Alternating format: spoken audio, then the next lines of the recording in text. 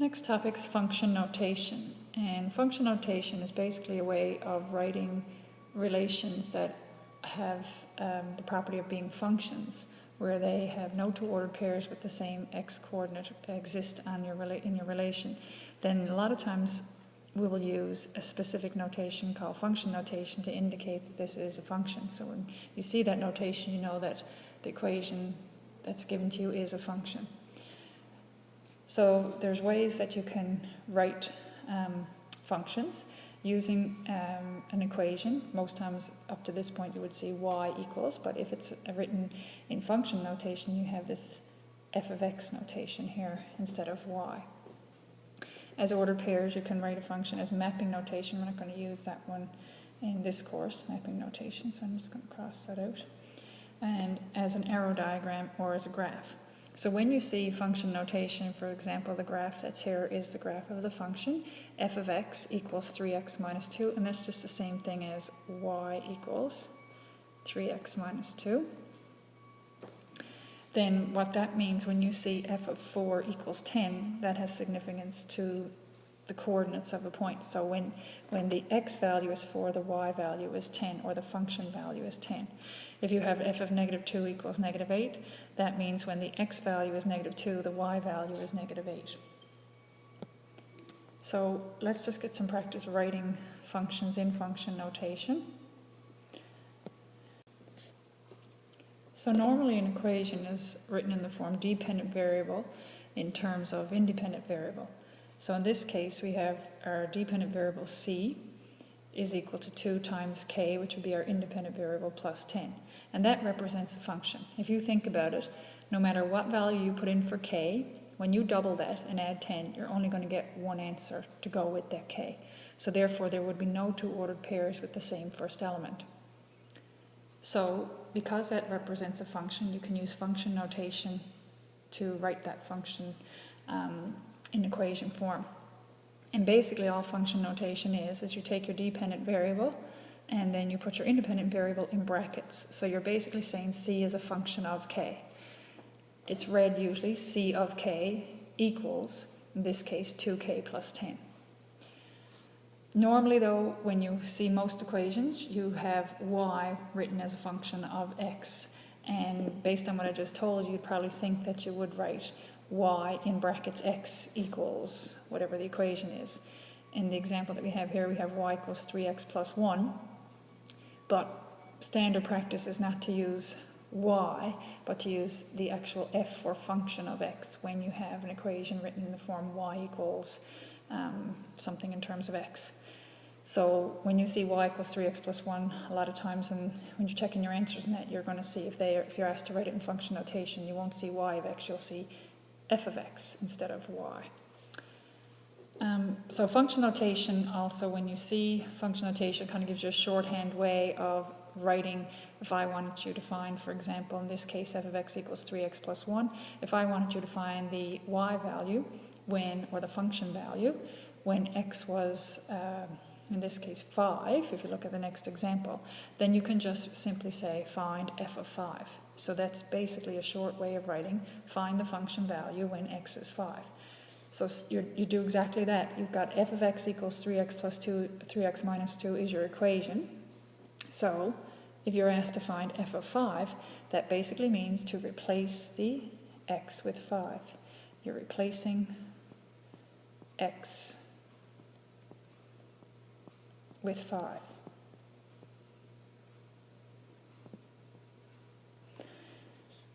So you just take your equation and you simply write, instead of 3 times x minus 2, it'll be 3 times 5 minus 2, and then follow your order of operations. 15 minus 2 is equal to 13. So we'll take a few examples now and just show you how you can use types of questions you can find in using function notation.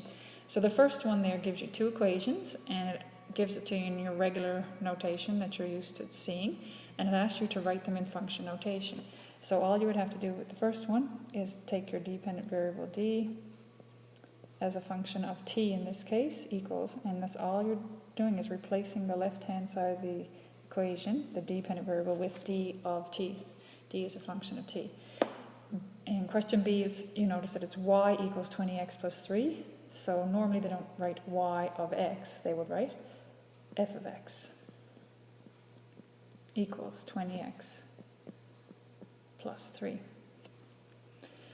Question 2 asks you to write each equation that has been given in function notation back in the basic way of writing it in terms of two variables. So f of x would be normally replaced with a y. And q of t, instead of q of t, you just simply write q. And that's all there is to it. Nothing more complicated than that. Okay, for those particular questions. So question 3 now, we're getting into a little bit more practical uses of function notation. So they're asking you in number 3 to find, given f of x equals 4x minus 3, find the value of f of 5. So f of 5 simply means, so if I just rewrite the equation here for at least the first one. So you've got f of 5 means to replace that x with a 5. So 4 times 5 minus 3, which gives you 20, minus 3, which gives you 17. So therefore, that is the answer, 17, but therefore 5, 17 would be a point on this function's graph.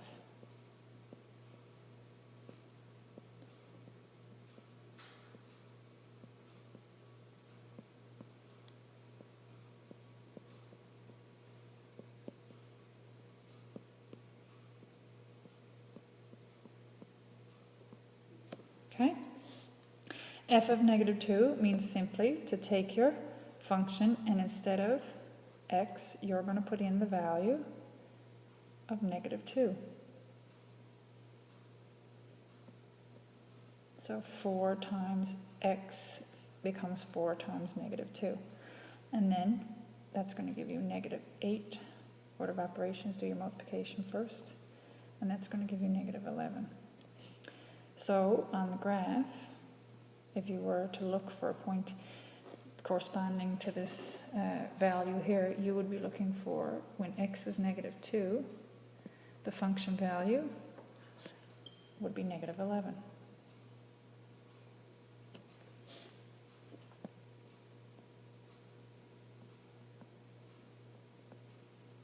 So negative 211 is on the graph, if you were graphing this function. Now this question C is a little bit different. This time they're asking you to find x. So they're not giving you an x value if they're asking you to find it. But it says f of x is 21. So if I write out the function again, this time they're replacing this. They're telling you the function value is 21. So that's basically the dependent value. So in this case here, we'd put 21 in for that. And then you're back to an algebraic equation where you're solving for x. So you would want to add 3 to both sides so that you get x by itself. The 4x, or the x term by itself, I should say. So this would be 21 plus 3. And if you have 4x minus 3 plus 3, the 3's are going to cancel. So then that's going to give you 24 equals 4x. And then to get the x by itself, you would need to divide both sides of the equation by what's in front of x, which is 4, because x is being multiplied by 4, so to get rid of it, you need to divide out the 4. And whenever you do to one side, you have to do to the other. So that gives you x is 6. So if we were to write that as an ordered pair on the graph, we know that the x value is 6 when the function value is 21, so that would mean that 621 would be on the graph.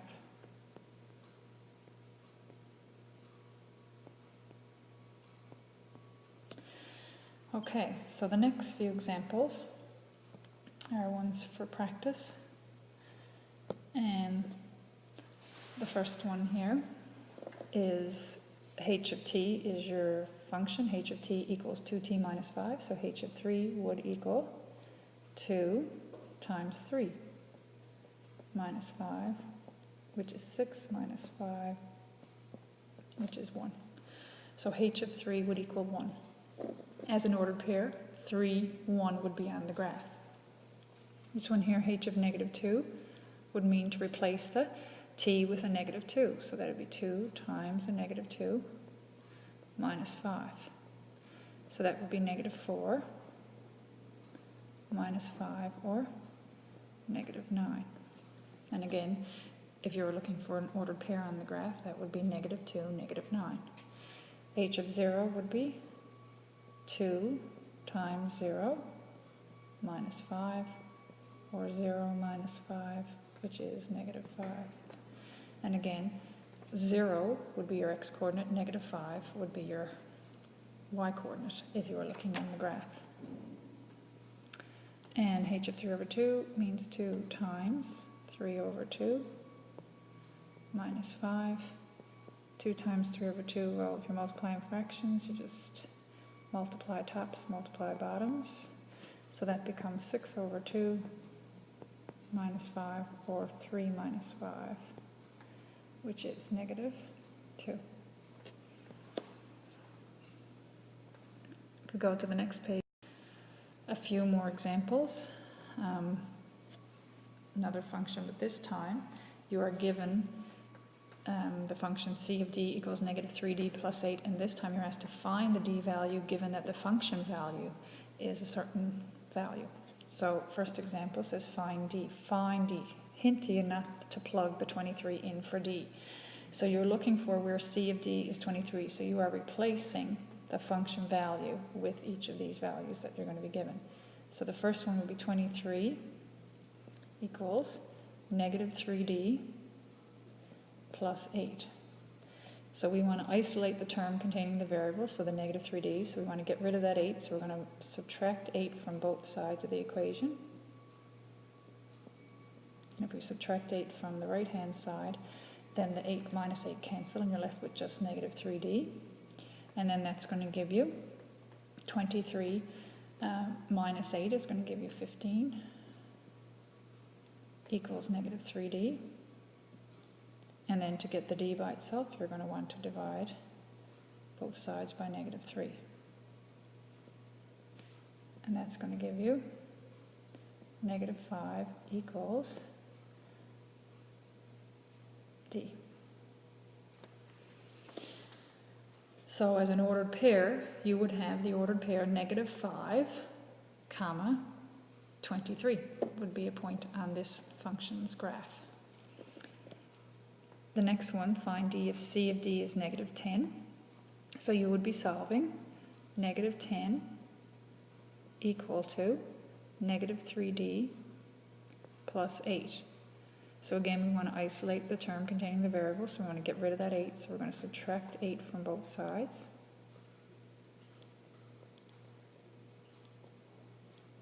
And that's going to give you negative 18 equals negative 3d. And then you want to divide both sides by negative 3.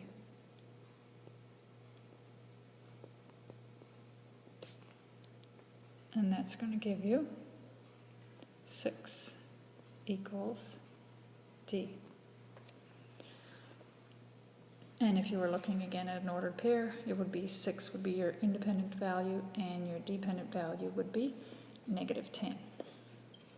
Next one, you're solving for c of d equals 0, so you'd be solving the equation 0 equals negative 3d plus 8. So that would give you, if you subtract 8 again from both sides, you get 0 minus 8 equals negative 3d. So then that would become negative 8 equals negative 3d. And then you divide both sides by the negative 3. So 8 over 3 is the value of d. And the ordered pair would be 8 over 3 comma 0, if you were looking at graphing it. Or plotting these points to create the graph of c of d equals negative 3d plus 8. Last one would be 7 equals negative 3d plus 8. Again, subtract the 8 from both sides. and that's going to give you negative 1 equal negative 3d, which then you divide both sides by negative 3.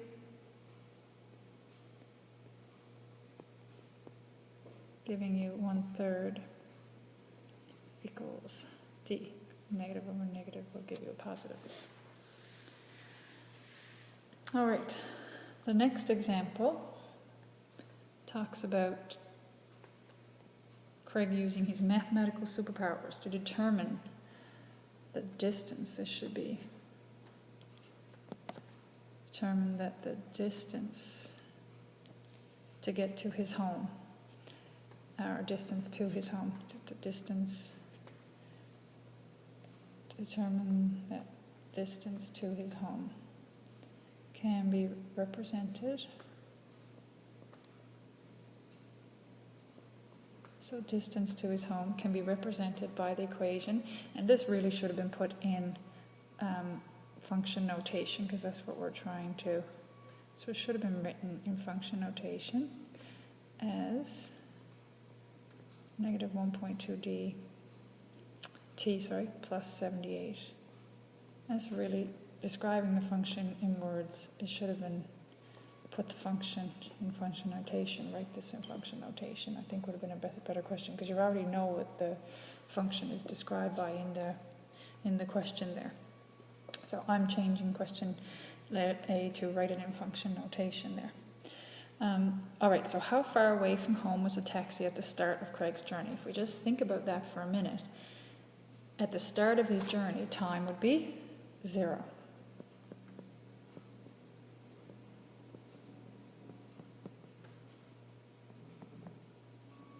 Zero, is it minutes? Yes. 0 minutes. So we would be interested in d of 0 equal to negative 1.2 times 0 plus 78.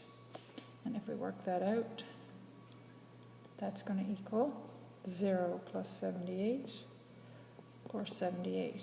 And because the d's, or the dependent coordinates, were described as being distances in kilometers, we know that this means 78 kilometers.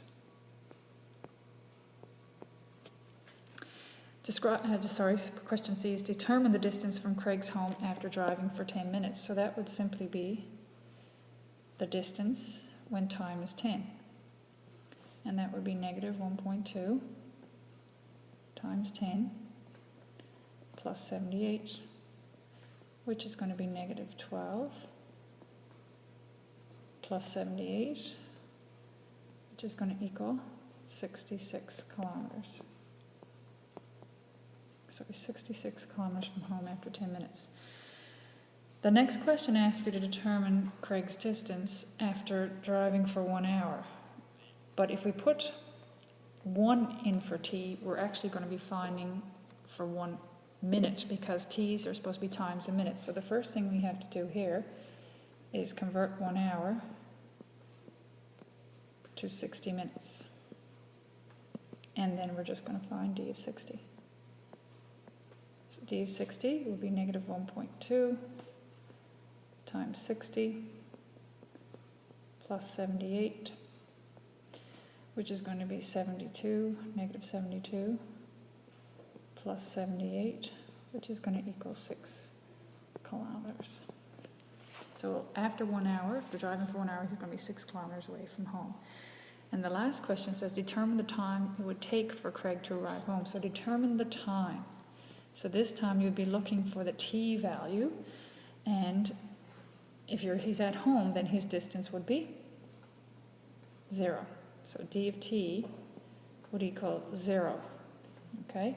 So you need to find t when d of t equals 0. So you would be solving 0 equal to negative 1.2 t plus 78, which is going to give you 78.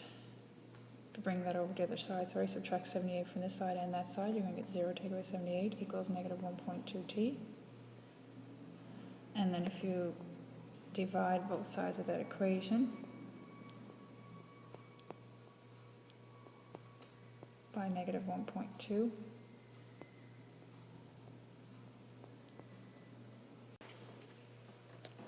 You'll get t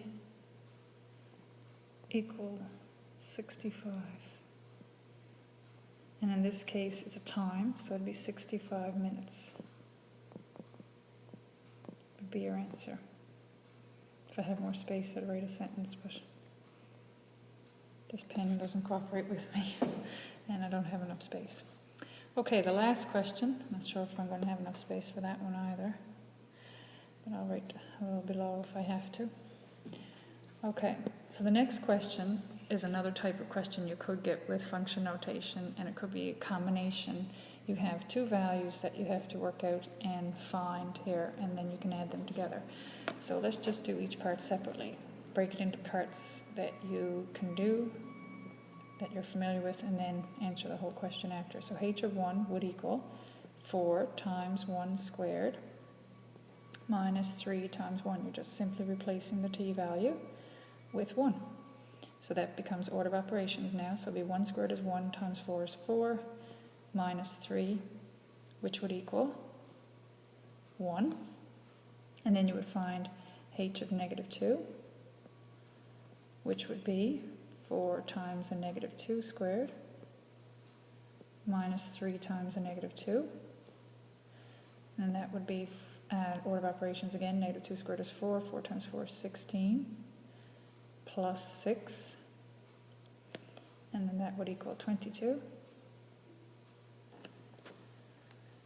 And then you would combine both of those, h of 1 then.